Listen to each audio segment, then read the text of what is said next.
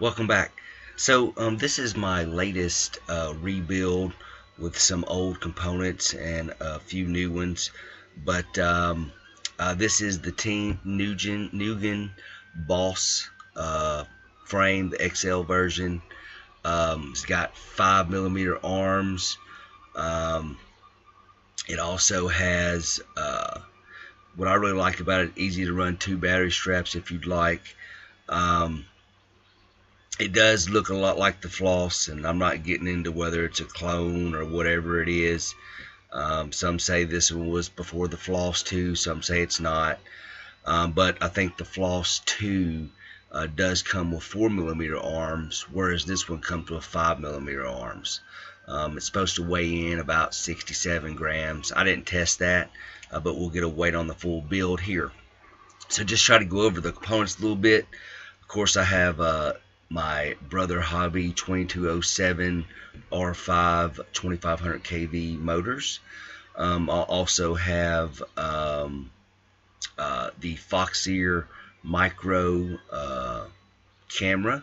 It is the Aero Micro.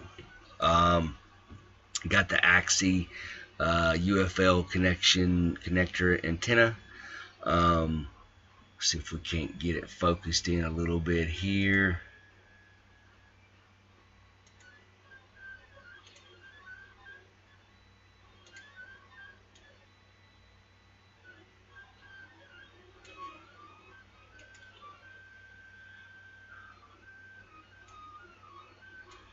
Alrighty, and then I've got my Raceflight Bolt V2 ESCs. I do have the new HyperLite F4 OSD flight controller, which did turn out to be pretty easy to build.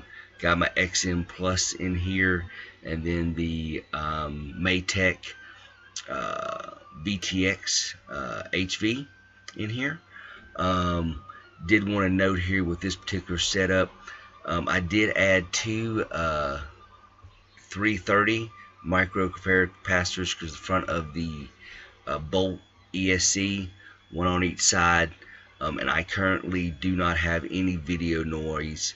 I have the VTX run straight off the VBAT from the flight controller, and then I have the camera's 5V coming off of the VTX with no video noise. These are the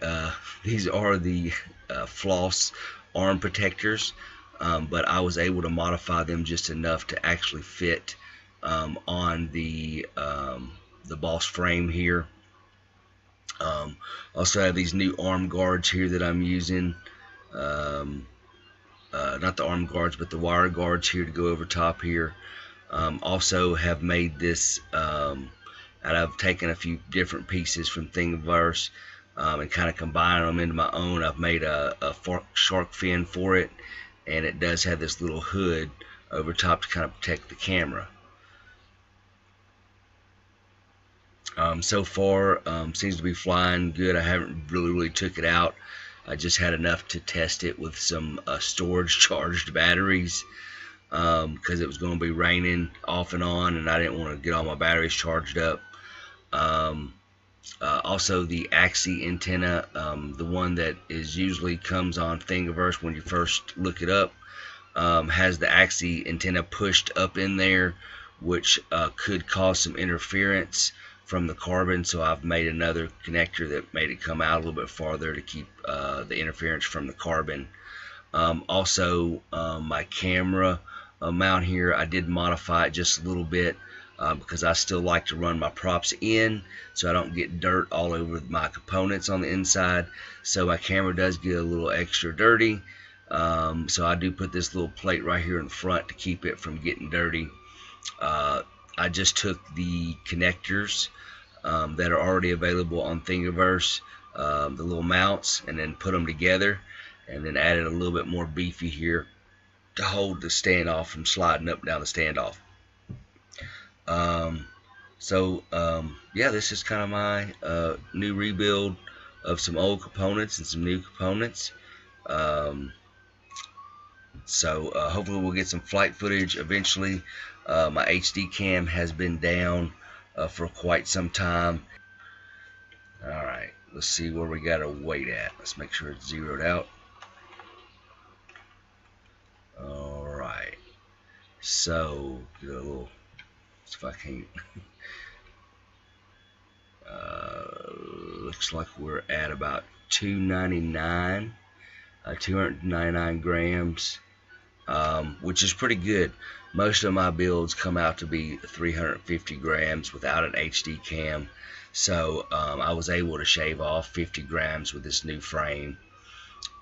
So yeah, excited to actually utilize it and see what the strengths are of this frame. My understanding with the 5mm arms, they're pretty stout.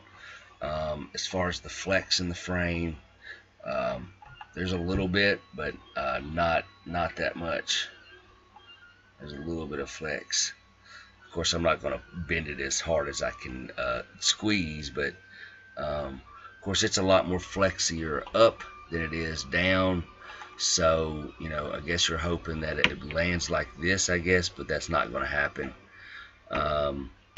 Did get me 2 little small battery pads back here to hold the battery on.